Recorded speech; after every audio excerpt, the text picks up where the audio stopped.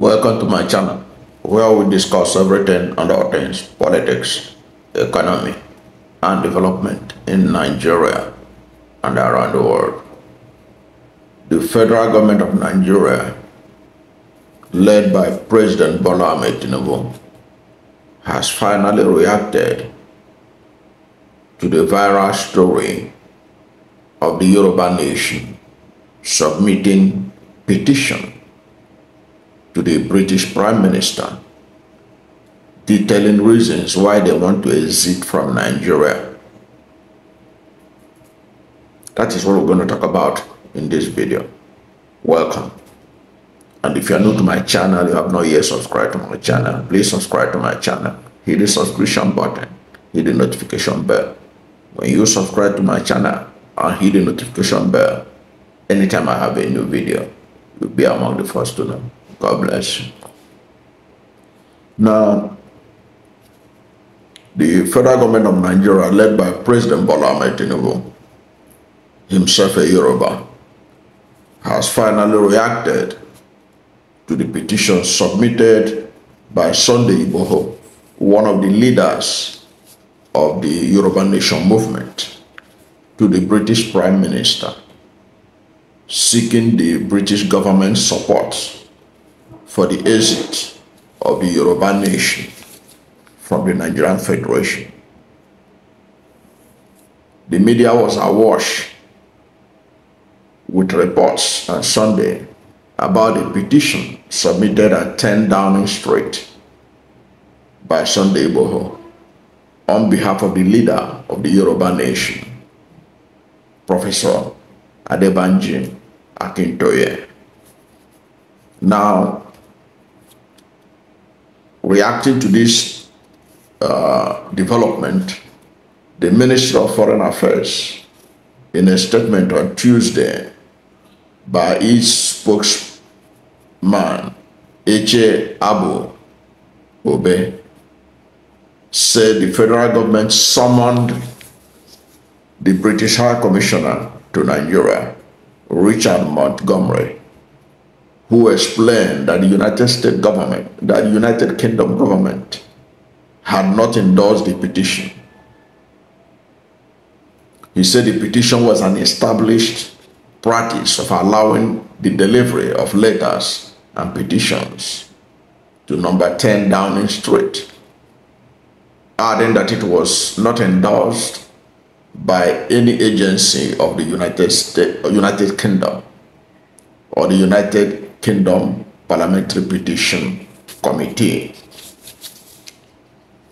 The High Commissioner noted, according to the statement by the Federal Minister of Foreign Affairs, the High Commissioner noted that the UK government typically does not concern itself with petitions concerning the sovereign affairs of another country. In other words, the Tinubu administration is letting the nation know that they are not unconcerned about the development or about the petition that was submitted by Sunday Igboho and others to the United Kingdom government. Because since the submission of that petition, and that petition being submitted with fanfare, because there were trending videos of the submission of that petition, where obviously the organizer, Sunday Igboho and Co., they invited some media presence in Britain to witness that submission. So it attracted a lot of local and international attention. And there were back and forth exchange when some of the organizers of that presentation of the petition were being asked about why are they submitting it, given that Bola Ahmed Tinubu is a Yoruba and is a president of Nigeria. And they were sort of giving the impression that Bola Ahmed Tinubu is not the person in charge of Nigeria. They say Nigeria is being controlled by the Fulani, and then they said by the British, and then they say by Bill Gates, whatever those things mean. But those were some of the things they were saying to the British press at the presentation of the petition. Now, obviously, the government of Bola Ahmed Tinubu, wanting to show that it is not unconcerned about that development, has now spoken through the Minister of Foreign Affairs about the situation, and they have also reportedly, according to the statement, summoned the British High Commissioner to Nigeria. I don't know whether they summoned him to protest why they should collect the letter, or whether they summoned him to find out whether the British government have endorsed the petition. But what is not in doubt is that the federal government of Nigeria is aware that this happened, and they have taken a step to sort of address it. But it remains to be seen whether that step is the right step to take, because that, to me, is a reactionary statement or a reactionary approach. They submitted a petition, then you summon the High Commissioner, and then you issue a statement. Interestingly, we know that the Yoruba Nation agitators are not the only people agitating. There are also other groups like the IPOP, indigenous people of Biafra, and several others that are also expressing some level of independence. I know that even in the Niger Delta, you have the Ogonis that have submitted some kind of petition to the United Nations and all whatnot for some kind of autonomy in such a way that they will be in charge of their resources and be able to take care of their environment, with the federal government of Nigeria and the multinational oil companies have failed to do. But the major takeaway is that the reaction of the federal government is that supposed to be the best option. We should also ask ourselves, what is wrong with Nigeria that one of the major beneficiaries of the Nigeria's poorly implemented federal system, one of the major beneficiaries, the Southwest, has a vocal group of people who want to exit from Nigeria?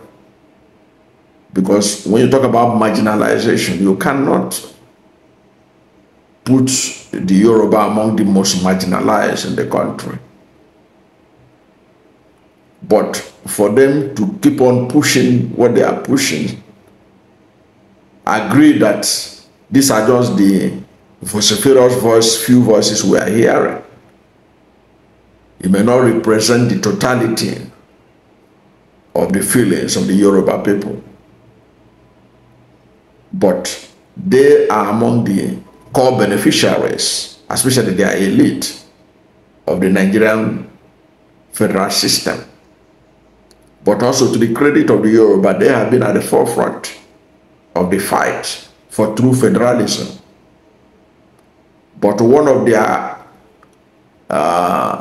member, who was also among the Nadeko that led the charge for true federalism, is now the president.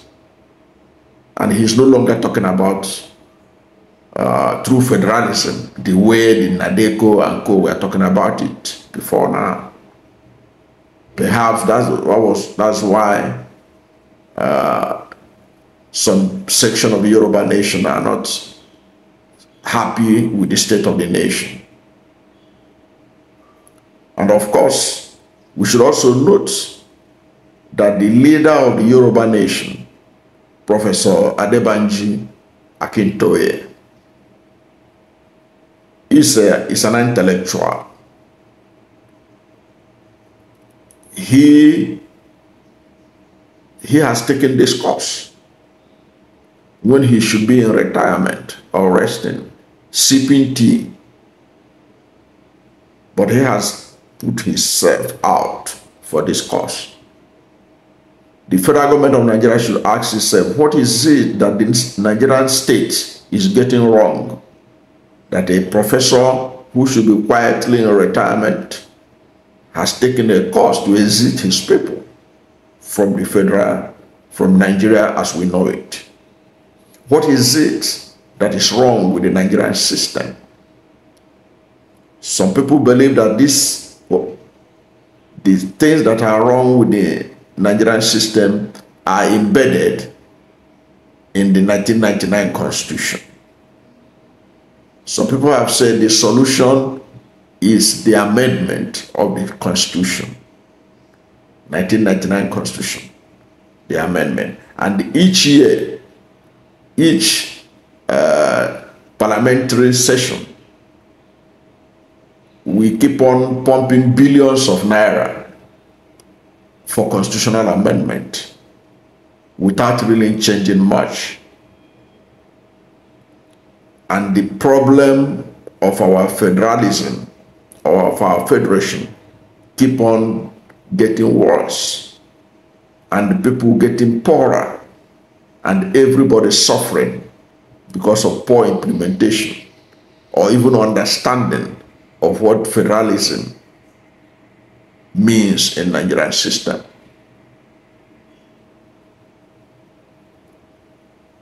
Which now brings to the question of the Constitution.